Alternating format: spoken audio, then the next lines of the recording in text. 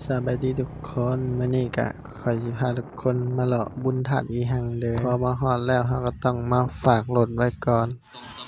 ฝากรถแล้วเราก็เข้ามาภายในวัดก็จะประมาณนี้เด้อทุกคนเราก็จะถือธูปและขันหมากเพ็งแล้วก็ย่างอ้อมธาตุ3รอบ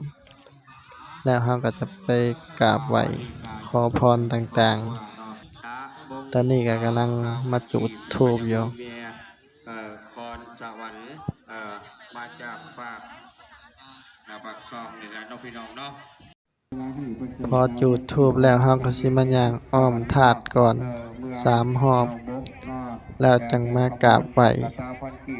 หลังจากกราบไหว้แล้วเราก็สิไปหาแนวรองท้องก่อนเด้อทุกคนหลังจากที่ไหว้แล้วก็เริ่มหิวข้าวเราก็สิมากินข้าวปุ้นเด้อทุกคนใครมางานธาตุบ่ได้กินข้าวปุ้นนี่ถือว่าลุบเด้อทุกคน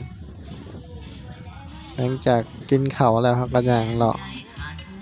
อ้อมงานปีนี้ก็คนก็สิบ่หลายปานใดเด้อทุกคน